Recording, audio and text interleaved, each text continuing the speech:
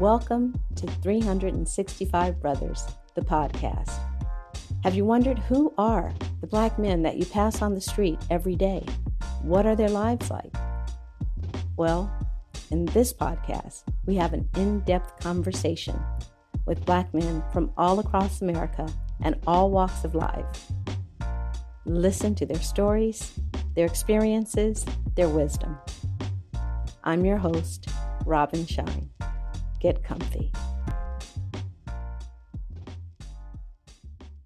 Today, we're talking to a gentleman who graduated from Cal State San Francisco University's Africana Studies program, and while there, began working with the Golden State Warriors in game operations. And not only did he work with them, he was there when they won 2 championships, which means this man has 2 rings. They won 3 championships, but I only got 2. Okay. Look, see, and I'm not going to even edit out my error. Y'all heard it. The record straight. Now, here's the thing. From there, he began working with various educational nonprofits and is currently an innovation educator with the Hidden Genius Project in Los Angeles. And who am I talking about? Mr. Chris Wilson. Welcome, Chris. Hello. Thank you. Thank you for having me. Yeah. It's a pleasure. So tell us a little bit more about yourself. And I'm curious about this Hidden Genius Project. Yeah. I can definitely talk about that. I'm from Berkeley, California, 80s baby. Lived in the Bay Area essentially my whole life and moved to Los Angeles in 2017. Worked for educational nonprofit when I first got here called City Year.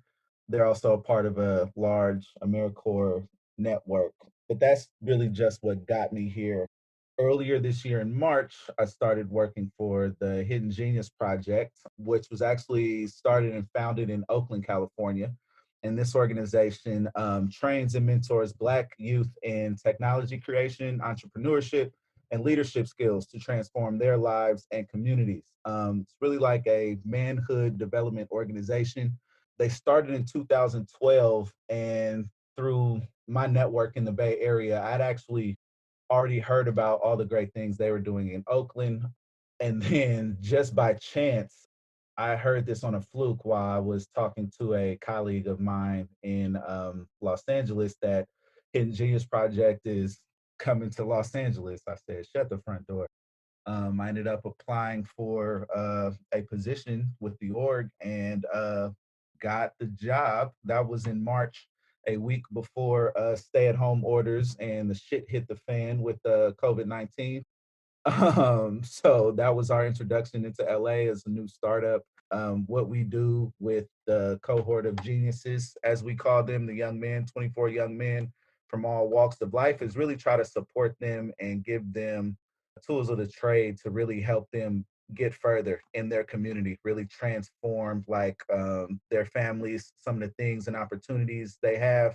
It is a bridge to get to Silicon Valley, but that's not our issue. Our issue is, we don't want to work for Facebook. We want to create the next Zuckerberg. We want to create the next, Elon Musk. Like, we want to assist and help these young men grow into their true dream, their true passions, like grow into themselves. It's really important work that we're doing, especially given the times that we are in right now. Like, I feel very grateful, honored, and fortunate to be able to have a platform where I can work with young men every day. I love distinguishing, training them up to go work for Facebook versus pouring into them that, what are you going to be the lead in creating? Mm-hmm. So that's awesome. I love that. We definitely need that. Is there anything in particular that you'd heard about them that made you so excited? Yeah.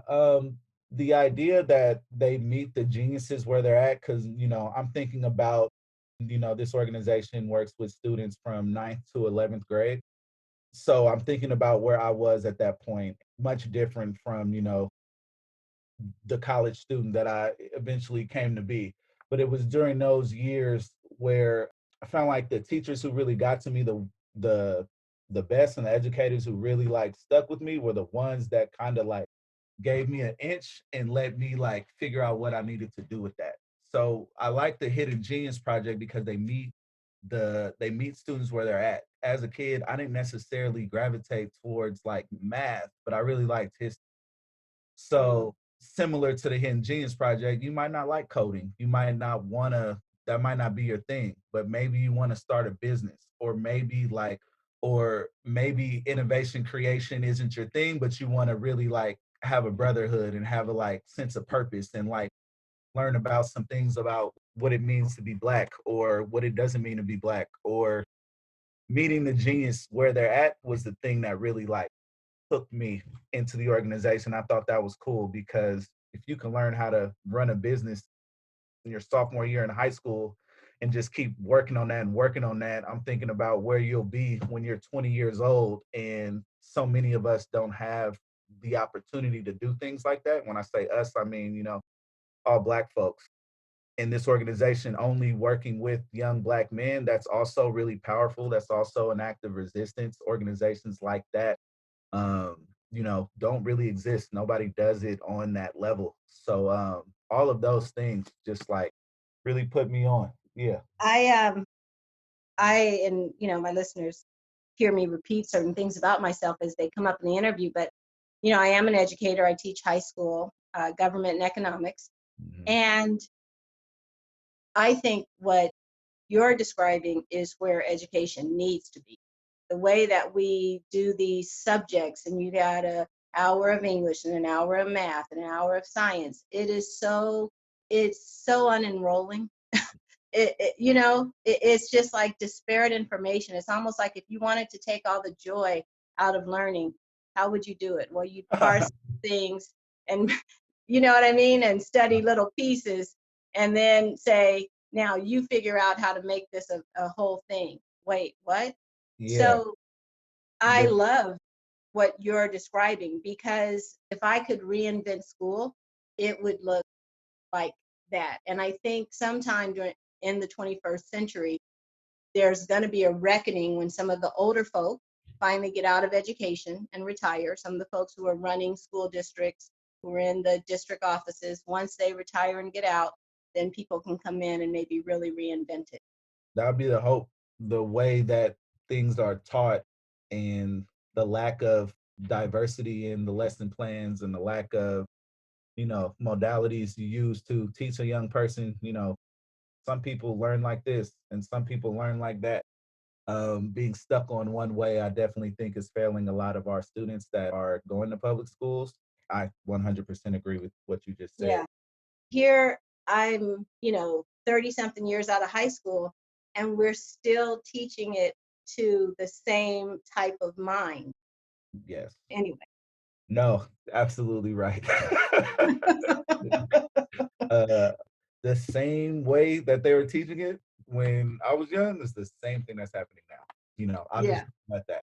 Yeah. Yep. Like Yep. like the world hasn't changed. But No, I know, right? I know. It's like anyway, yeah, because we could go for an hour just on that. So let's drop in. let's get into it. Chris, what's your favorite song, either all time or right now, and why? Okay, so it's hard to narrow down one song, but I definitely have favorite songs for certain moods and vibes and all of that. There's songs that I think are the most important. There's songs that mean the most to me. Let's go with that one. Songs that mean the most to you. Give me one of the songs that means the most to you. Okay, but I can't do one. I can do two. I'll do two. Okay, I'll Um, take. Life's a Bitch by Mac Dre. Just the lyrics that he like, the things that he is saying on that song and the overall meaning of that song, just like really connects to a lot of like what I grew up in, like family members who I was surrounded by, the way their outlook was on like our community. Um, Say a little bit more, because I'm not familiar with the lyrics. I mean, you're familiar with the saying, "Life's a bitch and then you die." Mm-hmm. And that's essentially he's talking about his experiences growing up in like in the hood, in the late 80s, in the early to mid 90s, and is really just describing a lot of the hardship. And the way he says it, Mac Dre is one of the most articulate, clear, some of the easiest rap to listen to. You can hear every single word he says, and just the way some of the lyrics like hit for me, I really like that one. And it's just a story. It's like a story that every one of my peers that is African American that grew up around the same time as me, like can relate to that song on some level. Like if we grew up in the same neighborhood, if we grew up in the same like or near the same block or city over, as a Black person, you can I like get something from that song. It's just like it's gonna hit somewhere. So Give me an example of something that'll hit. his experience in prison, his experience with like people who do him dirty in the streets. Um, my family just grew up talking about that shit all the time. Like talking about not being able to trust like your neighbors, and oh man, it's like a ghetto tale. It's like a Donald Goines book Okay. or an Iceberg Slim book or something like that. But Okay. it's Okay. one song. Oh wow. And Okay. it just like it hits See, now all I get you. it hits all Yeah. the things. Another song that I think, completely opposite. This is a relatively new. When I say new, I mean like 2010. Mm-hmm. A song that taught me it's more about the vibe and the energy of a song versus the actual words of the song. And this is all based in rap because I'm hip hop head through and through. Like that's my love. That's what I grew up with. Wonton Soup by Little B, the bass god. And these are, as an educator, you'd be like, why the hell would this guy be listening to this? But it makes a lot of sense if you like get into the vibe and the energy. It's not about what he's saying, but the way he says it, and it's so positive and like so silly and stupid. It makes you like, the world ain't that serious. Have a little bit of fun, say some dumb stuff. Hope you're not offending too many people. I would, if you were gonna listen to one of those songs, I would say definitely listen to Mac Dre. What's a favorite childhood memory? I think any childhood memory like involving my great grandmother who passed in 2008 is a good one for me. I was very fortunate to grow up with a great grandmother. She raised me. I didn't really take a strong interest in with my mom until a little bit later, maybe when I was like, 8 to 10 years old. But all the memories before that, like she had a daycare and I would just be around like all these kids from the daycare. I also grew up as an only child. So these kids in the daycare were my brothers and sisters. And man, that little house on Hearst, like so many of my peers went there, some of which I'm like still cool with today. So all the childhood memories of growing up in that house, her taking care of us and everybody else in that community, those are memories that really stand out to me. And what was it about your grandmother? Like a saint, the nicest woman, so kind, so warm, would give you the shirt off her back type of like love. Like she just really had love for me and her family. She was the centerpiece of the family as well. Like she wasn't a big mama, but she was big mama. She just really think a lot of what I learned and a lot of like how I am, I can attribute to her for better, for worse. I take people's word at what it is. If you are a man or if you are a woman and you give your word to me, I trust that. My regular grandma, my mother, they don't necessarily have the same trust for humanity because of the experiences that they've had. But she was such a like genuinely sweet person and a person who like cared, and she just rocked like that. And I don't know, I pretty much owe like everything to her. So yeah. Yeah. Okay. So now I'm going to ask you about accomplishments, and I ask this question in two parts. First, I'd like to have you share an accomplishment that means a lot to you personally, and then an accomplishment that other people are like, oh. So let's go with the first one. The first one is really easy. Graduating from San Francisco State in the department I graduated in, Africana Studies, as the first Africana Studies program in the nation ever. The professors in that department taught me so much about who I am as a person and really set a foundation that I was able to use moving forward. I feel like is one of the most important things that I have ever been a part of. And to be able to graduate, nobody in my family graduated. I think my dad might have a degree that he got from prison sometime later, but nobody went through the same type of experience that I did as far as like college goes in my family. So I'm really proud of that accomplishment. Yeah, that's Yeah.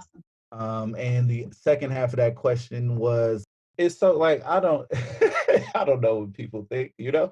Um, I think when I was working for the Warriors, that when they really got good, in 2015 and won the championship. You know how they say when you get like money or you get fame, all these people and cousins and come out the woodwork. Mhm. Like, so when they start winning championships, I feel like and they're seeing me like sitting next to certain people on TV or you post something on social media and you're like in the mix. I think people really like, oh Chris, oh yeah, Chris who works for the Warriors. Oh yeah, that Chris or whatever. So I think that was one that stands out. That was really something else. Man, I had coaches calling me from from early in high school. Like I talked to them in over a decade. Like all these people like just like boomeranging back in my life. It was funny, you know. I mean, and I'm like so low on that totem pole as far as what it means to be like inside of that organization. If you know the players are the number one thing, yeah, I mean I'm close to them, but you know it's not like I'm shooting hoops or running down the court or whatever. Like so, if you can just get close to a celebrity, it's like oh my god. For everybody else, sometimes you know Yeah. I don't think it's like No, I get that. don't think it's like that for everybody, but it was a trip, the amount of attention that that role garnered for me. So, Yeah. Yeah, yeah, I could hear that, you know, was let there. me, let me get some tickets. Let me get a shirt. You know, is there something else? Ooh, can I get this autograph? Somebody asked me if they could get me to get a signature from every player on the championship winning team on a basketball. For thousands of dollars. You want me to go? I'm like, here on the string. Here. So the amount of things that are asked for in that role is just Yeah. pretty funny. Yeah. What is a favorite saying, quote, metaphor, or book? What words inspire you? All right. So back to hip hop. There's a quote by one of my favorite rappers. His name is Currency. And it's such a subtle line. It's like a line in between a whole bunch of other lines in the song. And he says, they put rules in place because y'all need them. That's it. And that is such a profound quote or bar to me. They put rules Yeah. in place because y'all need them. Because like y'all don't know how to act. Y'all mess up stuff when it get right. I can say that to the students I work with. I can say that to my fiance. I can say that to like my family. It always comes up like they put rules in Okay, look, I'm about to get in your business. Now, when you said students, I was right there. Your fiance? Tell me what you mean. we just be talking smack back to each other. Like, you don't know how to act, man. Why you ain't like put rules in place because you need the rules. And I obviously got to explain this to you a certain kind of way. Yeah, but then she comes back with something that's way more profound and Yeah, like cuts me off at the at the way. right. She always wins that one, but I like to start the shit talking and let her finish. As long as I got my licks in, no. Get yours in. That's a good strategy. Get yours in. Yeah. But I just, that lyric applies to so many other things too, like working for organizations that are like toxic or white supremacist style, like white supremacist organizations that I didn't, that's like a buzzword now, but like I didn't know just how bad and how toxic some of the places and organizations I work with before I started working for an all black organization. And I used to always say, like, it's things used to feel weird, like all these rules and like ways that you were supposed to do stuff and supposed to do things. Yeah. So then that quote then from the song is that so you see it as him being kind of facetious? Exactly. I'm going to ask you about a person, moment, conversation, or event that changed the trajectory of your life or had a significant impact on your life. Having a conversation with my auntie. I had just dropped out of junior college when I was 19 years old. I just quit. I was like, I don't see the point. I really didn't understand what I was doing in school or what my purpose was. And she really just asked, she was like, that's cool and all, but like, what are you going to do instead of that? And I Mhm. really didn't think about that.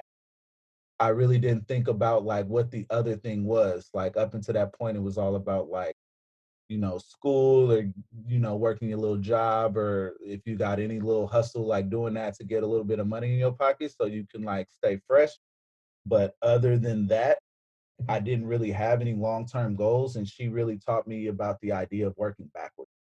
Just like where do you want to eventually land? And how can you get there, and what tools do you have at your disposal that you can use to put you in this place? Because she's like, school ain't for everybody, but if you don't know what you want to do, maybe dropping out of school isn't the best idea. Like at least you could be learning something while you're trying to figure it out. And it was real Right. subtle. Like she didn't come down on me, she wasn't like Right. pointing her finger, she just like made me think, like, what do you really want? That was a moment that definitely change trajectory of, who I am today. That's great. And what I love about that is one of the things that this podcast is becoming about is the importance of people just having conversations, you Mhm, know, that we spend so much time just talking at each other. mm, And the opportunity is to actually have conversations. And what you just shared is an aunt who, instead of telling you mhm, what you was doing was wrong or why you ought to do it or trying to give you advice, it sounds like she engaged you in a conversation. mhm. That's all I needed, and I talked to her about this years later, maybe 11 years after the fact, and she she remembered the conversation, but it wasn't, like, profound to her, and it's Hmm. interesting that, like, the little gems you pick up on the way to wherever you're going, like, those real small things, those in between the lines things can really, like, set you on another path, can really, like, switch something in your mind that helps you out. So, yeah, Yeah, shout out to her. that's great. So, speaking of moments and events and all that, what is a moment or event that spotlights or highlights your experience as a Black man in America? I really love this question. A moment or event that highlights my experience in America actually happened when I went to Africa for the first time. Mhm. Noticing just how like unwelcome we are in America. I didn't have that profound feeling until I was in Africa. All the things that we worry about being Black in America, like how do I look on the exterior today? What does my energy and hair say about me to everybody else in the world? Should I be in this establishment? What does that person think? Will I get hired if I show my picture on my resume? All of these things that you have to just think of and navigate through being Black in America almost are 100% gone in Africa. Which Everybody, country? which country was I in? I was in Ethiopia. Everybody is Black, and everywhere you go is Black, and everything you do is Black. So the expectation is you are supposed to be there. This is your Right. home, and it feels like that. Like in Mm. America, they try to like psych you out and scare you about like, Africa and it's this and it's that, it's dangerous. You won't have the right food and you might get malaria, all this BS that they just brainwashed us with. When I went there and just saw just like how this country, it's almost, man, it's like this is where we're supposed to be actually. Wow. Like at some point we went to America, but this is the motherland. This is where it's at. And I think that really like experiencing that and then thinking about America and then going back to America. I don't know, man. Any black person that can get to Africa should, and they have to check it out. It's something so eye-opening about that experience. And I think anybody I know that's went there that's black that has had similar um feelings with that country. So, Yeah. or Yeah. continent, excuse me. Continent, country of Ethiopia, and all the little cities and everything in between. Like it's all love there. Yeah. That's cool. Yep. I do know of what you speak of. I'm gonna second that. Do what you can to travel. Or, whoever's listening, if you are someone who travels, awesome. But if you've never traveled, do what you can, because I likewise did really, and it wasn't in an African country. I was actually in Amsterdam, Mm. and it was 2 or 3 days just walking around in the city, and I kept feeling like something was a little off, and I couldn't put my finger on it until finally I realized that when I walked past people on the street, when they walked past me, they weren't judging me. They weren't assessing me. They were not noticing me the same way they were not noticing everybody else. And I was so used to being noticed. There's that, and all Black people know this. There's this not even a quarter second eye contact that you know white person sees you, and then you can see in their eyes when they go, okay, Black person, and then move on, right? Like, and it means all this stuff. And so when that didn't happen there, I was like, wait, oh my gosh, this is like an outfit we wear, not the skin, but all that comes with it in our culture. Mm-hmm. Yeah. And man, when you really get, I like that you said like just traveling. Africa was one place, but going to Mexico or going to Jamaica or going to, Mm-hmm. I'm just thinking of some of the places I went. Mm-hmm. Wherever you go out of the country, you get that perspective. It's like part of you is like, I love America because this is where my actual family is from. And I love, either the aesthetic or hip hop music or black media, whatever your thing is. You love that part about it, but you also notice just how many things are messed up with how stuff is run in this country. Yeah. So Yeah. getting Yeah. getting that perspective is always golden.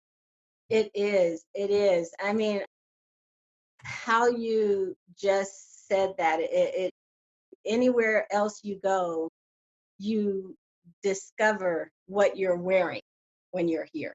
Yep. Yeah. Ooh. So have you had any interactions with law enforcement? Any tales you want to share, or just not so much? What's your story? It's funny. Well, to answer the question, I've had a lot of interactions with law enforcement from the time I was a child up until, my 30s. It's always kind of been there. I like to, this is something I'm really big about, like the things you talk about and the energy you put out in the air, like that is alive, like that is a real thing. So if I'm talking about I hate using this example because for the reason I'm saying it, but it's like you talk about death, like death pops up in your life somewhere. You talk about success and wanting to do better, you start doing better, feeling better, and like getting some small successes. Whatever energy and shit that you put into the universe is gonna reciprocate no matter what. So I don't necessarily like talking about law enforcement, because I don't want that coming to me any more than it's already came in my life. I It's interesting to have that take, but if you have been arrested like I have been multiple times, you know that this is not something to play with, like your freedom. Like uh Tupac was a good example of this.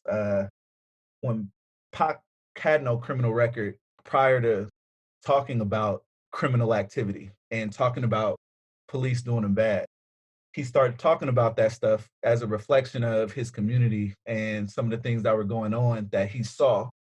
He started rapping about it. Next thing you know, he's got all these troubles with the law. He talks about death in his music. Now he's got a trouble with that. So I'm very big on like the energy and things that you are bringing into this world. But to answer your question, and interactions with law enforcement specifically, yeah, I've had all kinds of heavy stuff, light stuff, and I think the main thing is that it's always just been there. Like I grew up with a father who was in the game, in the lifestyle, so they were always present. I had growing up when I grew up right in the middle of the crack era and the height of the crack era, and a lot of family members. Like I told you about my grandmother's house. That was the center of our family, and a lot of people lived there. A lot of people uh, who were on dope at that time. Police would always come for there. Sometimes they helped, sometimes they didn't. I remember I was in Florida of all places, and I was stopped for something that I was doing, and I had a marijuana joint in my hand, which was illegal at the time. But my initial reaction, when somebody comes up to you, um, you know, especially like law enforcement, the first thing you like instinctively do is like put your hands somewhere. And if you don't put your hands in the right place, you could get killed for that. My first instinct, like I heard somebody on me, is to clear my hands and put my stuff in my pocket. Like I had a Mhm. lighter and I think I had a joint, put it in your pocket. Yeah. Um, that move almost cost me my life. And Wow. an officer told me that. He's like, don't you fucking put your hands anywhere, like don't move your fucking hand. Um, it's hella scary. And at that moment, I'm kind of stuck. My hands are like at my waist, just kind of stuck. Like, okay, because I know if I do anything fast, like that could be the end of it. And this was during, no, maybe 2010 or something like that, 2011. And Um, did you, at that time, were you clear that his gun was drawn? no, I was not, because like I said, he's behind me, and I had a Okay. friend that was with me as well. I looked over and I could see that it is law enforcement, but I don't know how. Yeah. I don't know how many cops are there. I don't know if it's just one guy, but I know that if I do the wrong thing, it Right. could be drastic. And at the Yeah. time, it was right after something bad happened. I don't know if it was Oscar Grant's. This is like at the beginning of people recording police injustice or citizen injustice. So my friend was recording the whole thing, and a cop told him, he said, "Your friend is making this worse, making this worse for you. If you don't tell your, friend to put Wow. his camera down, I'm gonna run this case up." Basically, I went from having one joint to, maybe having a pound of weed or something. I don't know what they do in Florida. but Wow. but it was just like, y'all trying to be CSI Miami out here with these cameras and shit. It's not gonna help you. So just feeling powerless, also feeling like your life is threatened. I think that Yeah. was the worst time. I talked about my grandmother, my great grandmother who passed. I also feel like she's done me a couple solids as an angel. There's Yeah. situations that I've gotten pulled over for, or like been in the mix of, and like have got a solid from somewhere. I don't know where it came from, but police have decided at the time to look the other way. I don't know if that's grandma. I don't Yeah. know what that is, but as far as law enforcement goes, I've had just about every kind of interaction with them. So, besides getting beaten by the police or Wow. some something like that, I feel like I've had every other kind of interaction with them. So, whether she is a sister, mother, lover, friend, neighbor, stranger. If America was a woman, what would you say to her? What the hell is going on, bruh? And I would call the female bruh. The hell is going on? I said this was a great idea, horribly executed, horribly executed. We need to start over, but since we can't do that, and there is no equal right now because Black and brown folks are working from a deficit at this point. So we need to start over, and here are the people you need to get right with first. Mhm. What is going on? How this thing even came to be? Because when you say that, I'm going back to 1491. Okay. Like that's where I go. It's like I got to Mhm. start there, and then as we go, like this was terrible. How we even came to be over here. Everything that I've read, everything that I've learned, everything that I know, this is really messed up, and you need to get right with all of these folks. You need to get right with everybody you need to get right with. And then we can dismantle systems of oppression. I actually appreciate you going back because when I have always asked the question, I've always been thinking back to, America, the one that was started with our, maybe not the Constitution, maybe Articles of Confederation, Mm. or go back to the Revolutionary War, whatever, but, somewhere in the 1700s. So Yeah, I really appreciate you taking it back, all the way yeah. back. Nah, oof. It's really hard living in like modern society. The amount of division that's in America it's out. I mean, in the world too, but since we're talking about America, we can stay on Yeah. America. It's just the amount of division that exists here. There's a whole half of a country at least that doesn't feel the same way I do. And that in itself is just how the hell are we going to get somewhere? How are we going to do this? If half the people are on a different page, what does progress even look like when these folks think this and these folks think this? How are we going to bring that together? So, But yeah, what is love to you? love to me is community, my family, my peers. I wish that we could see eye to eye all over the world, but I love people. Um, I understand why we can't see eye to eye, but I think when I think about love, I just think about humanity, and I think about some of those moments I shared in Africa, all folks loving each other and not having like all these stigmas and outfits, as you call them, and things that keep us disconnected. So love is connectedness, love is community to me. So we've talked about quite a few things. Yeah. And is there anything that we haven't talked about that challenges the stereotype of being a Black man for you? Anything about you that challenges any of the stereotypes that exist? I mean, any Black person getting through it in America today, I think is challenging the stereotype of what it means to be Black. I think some of the things that we're involved in, this podcast is an act of resistance. The Hidden Genius Project is challenging the stereotype of what it means to be Black. Black people working in white institutions, Black people creating Black institutions, all of like just being alive and doing your thing in America right now, it all challenges the idea of what it means to be Black because they got us effed up. Like they got us messed up.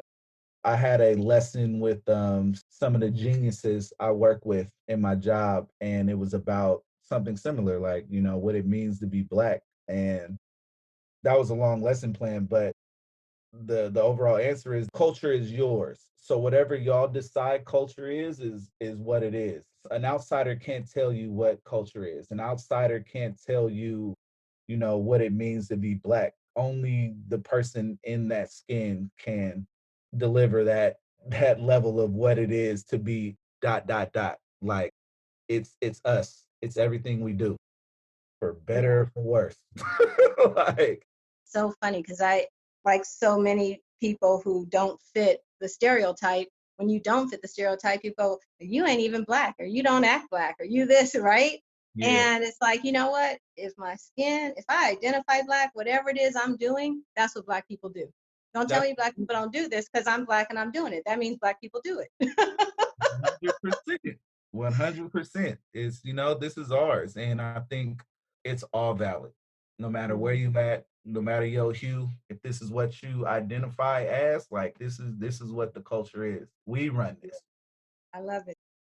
At this point, I always ask the guests, having participated in this conversation, questions, the answers, the dialogue, the back and forth, is there anything that you see either in a new way, a different way, or a deepened way? I think these questions, the easy ones were hard, and the hard ones, you talk a little bit about, you start talking, it's just a trip, just like, it kicking stuff around in your head and hearing it out loud and knowing that other people are going to listen to this. I'm like, I don't know. Is this, I can say more or I should say less? I don't know. So Whenever I do an interview, there are things that come up. Like while we're talking, I can't tell you how many things I'm not saying because it's about you, right? But in my head, I'm like, oh, I remember. Oh, like when you talked about the rules, like, and you said that quote, I was like, oh, I'm thinking about a rule that I have with my partner. And, oh, yeah, we could talk, right? So all that's going on. And what happens is these conversations have me reframe what I already know.